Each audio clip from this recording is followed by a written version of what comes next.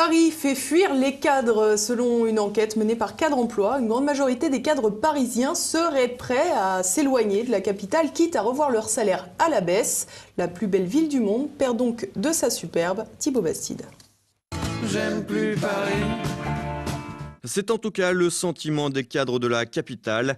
D'après une enquête menée en juillet par Cadre Emploi, ils sont 8 sur 10 à envisager de fuir la ville lumière. Si Paris génère le tiers de l'économie française, le cadre de vie de la capitale ne séduit plus la catégorie socio-professionnelle supérieure. Malgré des salaires attractifs, le quotidien parisien lasse les cadres.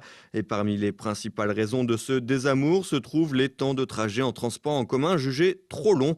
Près de 68% des cadres interrogés évoquent cet argument comme principale raison de leur mécontentement. La moitié d'entre eux déclarent passer plus de 30 minutes dans les transports le matin. Et inévitablement, le temps de trajet se mêle au coût de la vie très élevé dans la capitale. Si les cadres parisiens sont obligés d'emprunter les transports en commun, c'est en partie à cause de la politique désastreuse menée par le maire de Paris, Anne Hidalgo.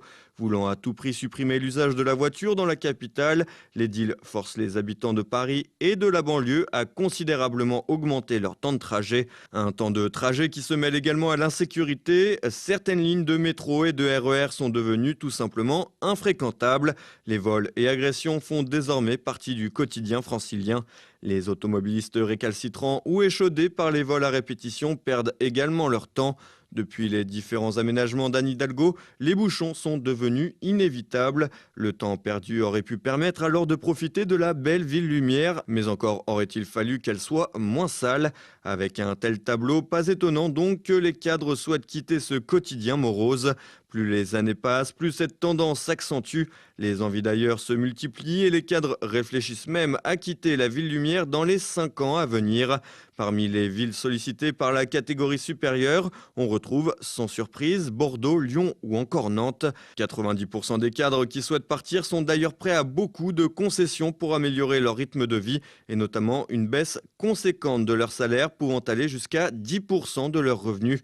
En toute logique, il s'agit d'une tendance particulièrement forte chez les hauts revenus, puisque 68% des cadres prêts à concéder une baisse gagnent plus de 90 000 euros par an.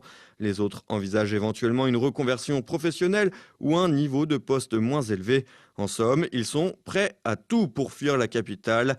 Et ce ras-le-bol ne touche pas que les cadres parisiens. En effet, les expatriés n'envisagent pas de s'installer à Paris, préférant des villes comme Francfort en Allemagne.